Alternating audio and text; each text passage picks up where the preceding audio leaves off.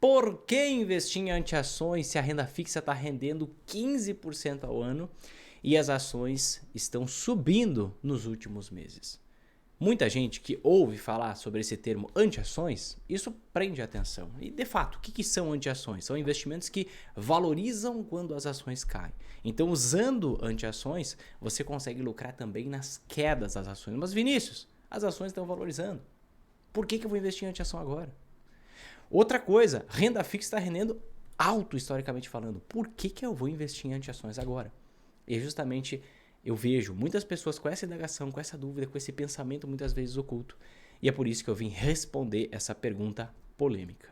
Então vamos lá, meus queridos. Primeiro vamos falar sobre renda fixa, depois sobre ações e depois sobre anti-ações. Esses investimentos que valorizam muito quando as ações caem, tá? Primeiro ponto, por que a renda fixa está rendendo alto? Basicamente, por que a nossa taxa de juros chegou no patamar de 15% ao ano? Porque você vê que a nossa inflação voltou a subir, certo? Então, o primeiro ponto que você tem que entender. Sempre, e eu estou dizendo sempre, sempre é sempre, não tem exceção. Quando a renda fixa rende mais, a inflação está maior. Quando a inflação está menor, o que o Banco Central faz? O Copom, o comitê lá do Banco Central, reduz a taxa de juros. Reduzindo a taxa de juros, o que está acontecendo aqui? Você está preservando uma certa rentabilidade em cima da inflação oficial. E aí vem o grande ponto. A sua inflação, eu quero que você faça esse cálculo, ou tente fazer de forma aproximada, ou quem sabe você faz a partir de hoje. A inflação da sua vida é 5% ao ano? Os preços para você aumentaram apenas 5% nos últimos 12 meses? Os seus gastos mensais aumentaram apenas 5%?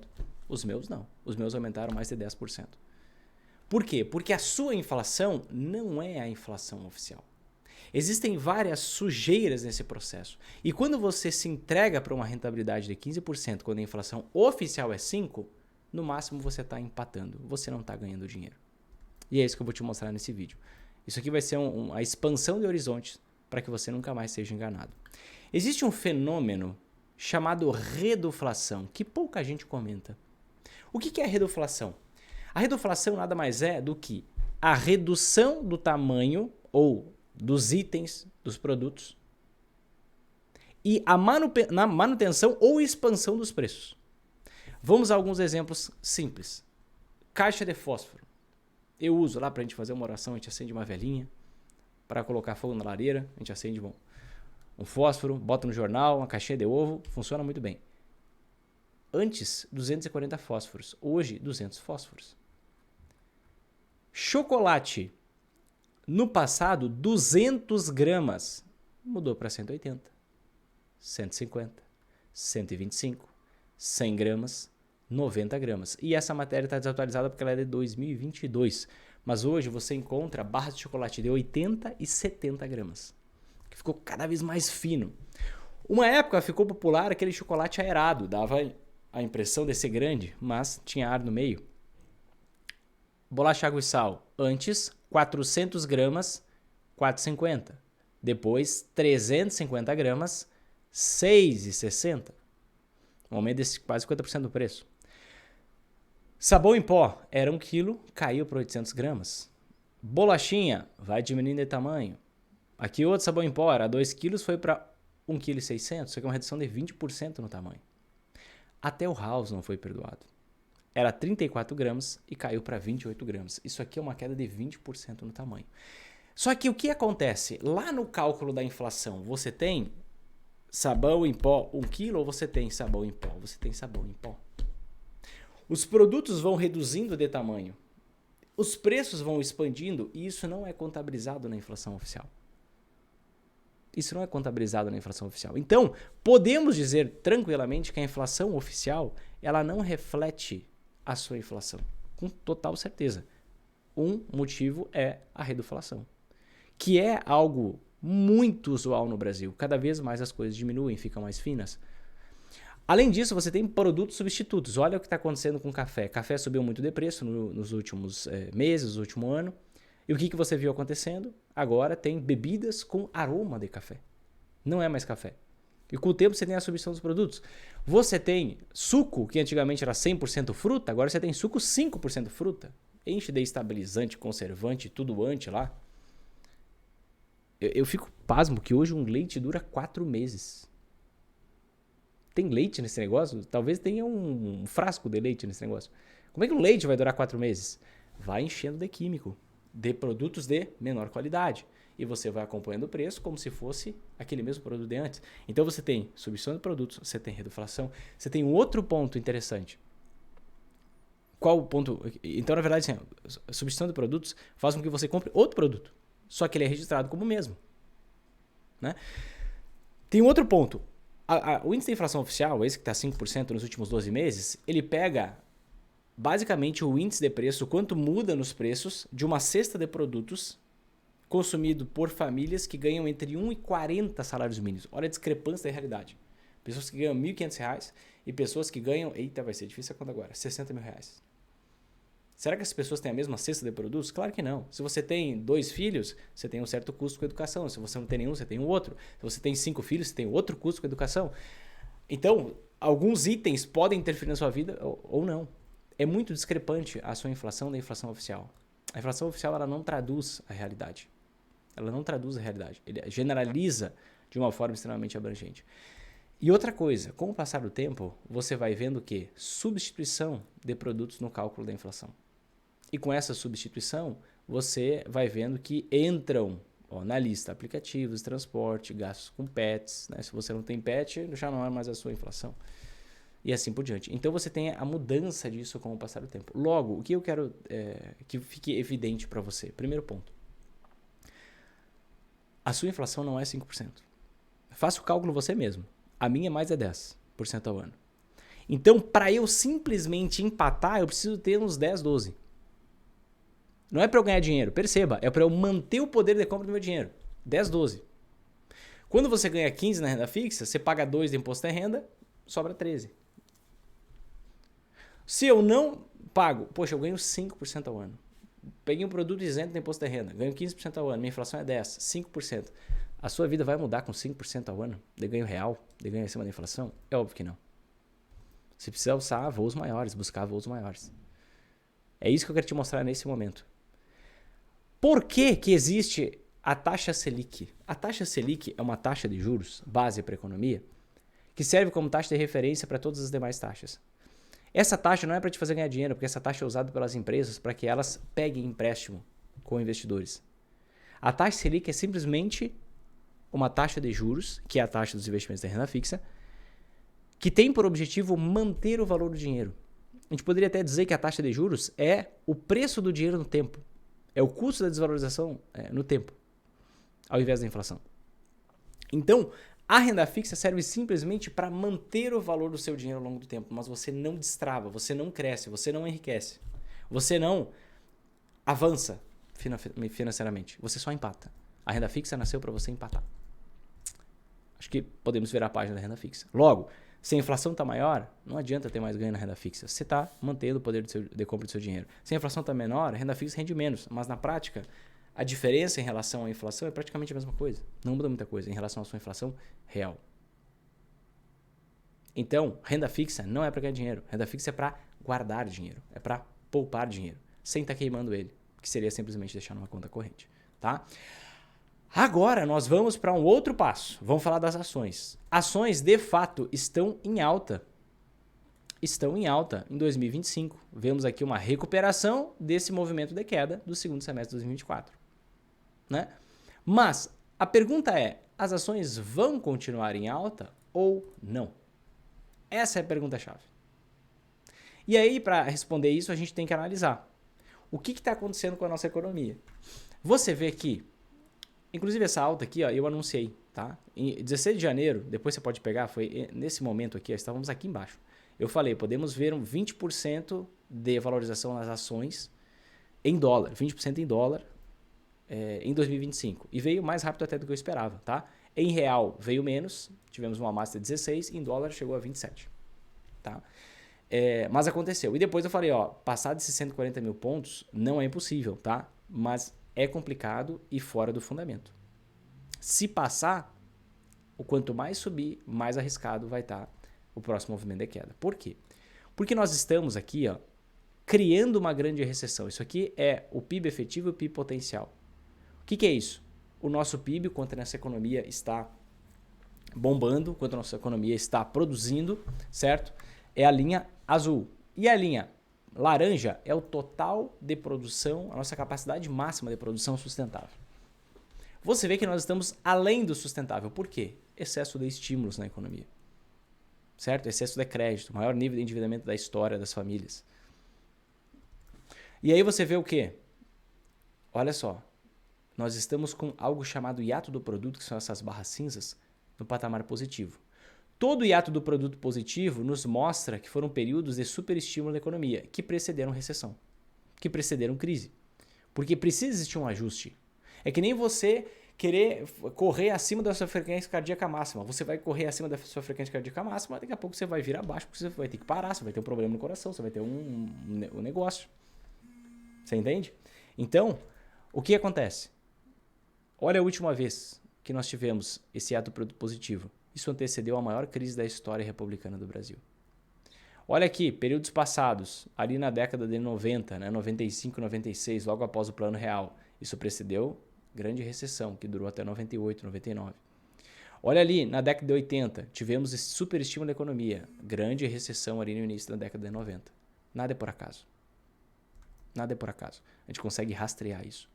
Então, o que acontece? Nesses períodos, vamos olhar o período passado, tá? Antes de 2014 e 2016, a gente teve um período de superestímulo da economia. Isso fez com que a gente queimasse estoques. Por quê? A produção ficou estagnada, né? A produção ficou estagnada, crescia lentamente, enquanto o consumo crescia muito mais. Logo, se a produção não cresce e o consumo cresce, os estoques vão caindo. Se você tem pouco estoque, o que você tem? Inflação. Olha o pico da inflação, tivemos mais de 10% de inflação ali no fim de 2015. E a grande recessão entre 2014 e 2016. Tá? Então isso aqui é combustível inflacionário. Isso aqui é combustível inflacionário. Por quê? Olha bem a situação. Hoje nós temos de novo o nosso PIB crescendo acima do potencial. Certo? E basicamente, por conta disso, todo o crescimento econômico, olha isso aqui, é o índice de atividade econômica. Todo crescimento econômico gera inflação. É por isso que você viu, no meio de 2023, a gente viu a nossa taxa de juros caindo. A partir de agosto de 2023. Só que a partir de... O que aconteceu com o nosso índice de atividade econômica? Ele começou a acelerar. Olha só. Ele tem uma certa defasagem, né? Então, ali em abril de 2024, uma defasagem de 6 a 12 meses. Você reduz a Selic, só gera impacto de 6 a 12 meses depois. Ali, a partir de abril de 2024, a atividade econômica começou a subir. Só que a atividade econômica subiu e lá em setembro o Banco Central já viu, ó, nesse nível de atividade econômica, a gente tem que subir o juro, porque isso aqui vai gerar inflação. Esse é o efeito de nós estarmos presos nessa armadilha, com o PIB efetivo acima do potencial, com o nível de consumo muito mais alto que o nível de oferta. Ou seja, nesta configuração econômica, enquanto continuarmos nessa configuração econômica, todo o crescimento da atividade econômica vai gerar inflação e vai exigir uma nova elevação na taxa de juros. E essa nova elevação na taxa de juros vai ocasionar o quê, meus amados? Uma nova queda nas ações. Por quê? Se o juro sobe, o custo da dívida das empresas fica menor. Se o juro sobe, o custo da dívida das empresas fica menor. Fica maior, perdão. E com isso elas lucram menos. O lucro fica menor. Quanto mais juro, maior o custo da dívida. Quanto maior o custo da dívida, menor o lucro. Menor o lucro, preço da ação desaba, lucro cai, dividendos caem e assim por diante. Tá? Outro ponto, saindo dos fundamentos, mas olhando aqui um ponto mais... Olhando o fluxo das coisas. Olhando o fluxo, você vê o seguinte, ó. Estamos cada vez mais alcançando novos patamares nos preços das ações, mas a força compradora vem caindo. Isso aqui normalmente é um antecedente, ele antecede novas quedas. Olha só aqui, ó. Em 2021 a gente teve uma máxima de preço, uma máxima de preço ainda maior, mas olha a força compradora, estava menor. Essa força compradora menor, ela nos mostra qual vai ser a toada dali para frente. Menos 25%. Uma desvalorização de 25%. Certo? Então, nesse momento, eu já te mostrei, pela ótica de fundamento e pela ótica do fluxo comprador, que é o que define basicamente o preço, né? Quanto maior o fluxo de compra, maior a alta. Quanto maior o fluxo de venda, maior a queda. Eu já te comprovei que as ações estão num terreno muito perigoso, porque a nossa economia está num momento frágil e, além disso, o fluxo já mostra que essa força compradora está caindo. Tá? Então, renda fixa é só para corrigir o poder de compra do seu dinheiro. Em ações, nos próximos trimestres, você pode perder bastante dinheiro. Mas em antiação, eu vou te mostrar a antiação mais fraca que nós temos. Na antiação mais fraca que nós temos, ela se chama moedas fortes. Toda moeda forte em relação ao real. Então, ter dinheiro investido, seja em renda fixa, renda variável, em dólar, em euro, em franco suíço, em coroa sueca. Depois, no final do vídeo, eu vou deixar um vídeo que vai estar bem aqui no cantinho, para você assistir, onde eu explico as antiações, a base delas, quais que são, de onde é que surgiu, origem, tudo mais. Tá? Mas, o que eu quero que você veja aqui? Nós tivemos, basicamente, vamos fazer uma comparação. Olha só. Aqui você vê a cotação do dólar em relação ao real, tá? E aqui, ó, nessa linha azul água, você vê a nossa taxa Selic. O que acontece? Quando a taxa Selic cai, a gente vê acontecendo o quê? Uma explosão na cotação do dólar. Por que isso acontece? Porque o Brasil, infelizmente, ele é visto como um país especulativo. Então, se a taxa de juros cai, o rendimento da renda fixa cai. Então, aqueles especuladores que se alavancam, pegam dívida no Japão, na Suíça, juro zero, e vêm alavancados investir aqui no Brasil em renda fixa para ganhar uma diferençazinha de 1% em relação à inflação, à troca da moeda, etc e tal, só que de forma alavancada, bilhões de dólares, conseguem ganhar alguma coisa. O que você vê? Você vê uma explosão do dólar porque eles tiram muito dólar do país. Tiram muito dólar do país.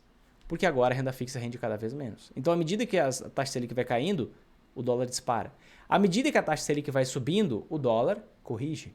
Só que agora nós já tivemos na divulgação da última reunião do Banco Central que a taxa Selic parou de subir. E as projeções apontam que no fim desse ano, no máximo início do ano que vem, nós vamos ver a nossa taxa Selic caindo. Quando essa taxa Selic voltar a cair, esse é a última chamada para a nova explosão do dólar. Só que nós já temos sinais. E lembrando, por que o dólar corrige quando a taxa Selic sobe? Porque aí a renda fixa rende mais aqui, esses especuladores voltam a pegar dinheiro emprestado no Japão, na Suíça, e eles ficam brincando com a nossa economia. Porque nós somos um país especulativo, sem credibilidade, com mancha de corrupção, insegurança jurídica, complexidade tributária, alta carga tributária. Então, nós não conseguimos o quê? Elevar a nossa capacidade produtiva máxima da economia, porque ninguém quer saber de investir no Brasil, exceto a China, né? Ninguém quer saber de investir nas empresas, investimento a longo prazo no Brasil. Todo mundo simplesmente brinca. Por quê? A gente não se dá o respeito. Essa é a grande verdade. Economicamente falando, tá? Então, o que acontece? A gente consegue rastrear pelo fluxo comprador se nós já estamos num momento de excelente disposição ou não. E, de novo, vou mostrar esse indicador de fluxo para você. Olha só. Antes dessa inflexão, inclusive eu gravei um vídeo no dia 30 de julho, se não me engano, que foi antes de virar para alta. No dia seguinte, 2 dias depois, acabou virando para alta. Mas por que eu gravei aquele vídeo? Dizendo, a queda na taxa Selic pode fazer o dólar explodir. Tá? Depois eu vou deixar esses links na descrição para você ver que eu não estou simplesmente inventando coisa. Né? Eu vou deixar os links desses vídeos que eu comentei aqui na descrição. Mas olha só, você via fundos de preço menores, só que você via força compradora expandindo. Isso aqui marcou a inflexão. Agora, estamos vendo exatamente a mesma coisa. Observem, fundos de preço menores e olha aqui, a força compradora já voltou a subir. A força compradora já voltou a subir. Preço menor, força compradora subindo. Em breve, é muito provável que nós vejamos a inflexão disso. Então, presta muita atenção. A maioria das pessoas investe assim. Ô fulano, ô Vinícius, ô Beltrano, qual é o investimento que mais está rendendo, que melhor está rendendo agora? Você olha para o passado recente e interpreta que isso vai continuar acontecendo no futuro. Acabei de te mostrar na prática. Renda fixa, você tem que virar a página dessa história. É simplesmente para corrigir o poder de compra do seu dinheiro, não destrava. Ações estão muito arriscadas no Brasil diante do momento econômico. Cada alta que você tiver é uma alta sem base em fundamento. Pelo contrário, já te mostrei aqui. E o que tem maior probabilidade de fazer ganhar dinheiro nos próximos meses, próximos trimestres, são as antiações. Não quer dizer que você não tem que investir em ações também. Mas ter uma dose interessante dentro de ações é essencial se você quer lucrar nas altas quedas da bolsa ou se simplesmente você quer lucrar mais do que investindo só na renda fixa, investindo só em ações. Tá bom? Espero que eu tenha deixado bem claro. Compartilhe esse vídeo para aquele seu amigo maníaco da renda fixa, para aquele seu amigo que investe em ações e está há 5 anos vendo seu dinheiro lateralizando e sem praticamente ganhar nada, tô rico, tô pobre, mas diz assim, vai dar certo no longo prazo, diz assim, tem um caminho muito mais fácil, muito mais simples, muito mais previsível que é com anti-ações. Dá uma olhada nesse vídeo aqui, tá? Fez sentido para você? Toca no vídeo, toca no like aqui embaixo desse vídeo, para esse vídeo chegar a mais pessoas, se inscreve no canal, ativa o sininho, eu faço todo esse processo. Grande abraço e até!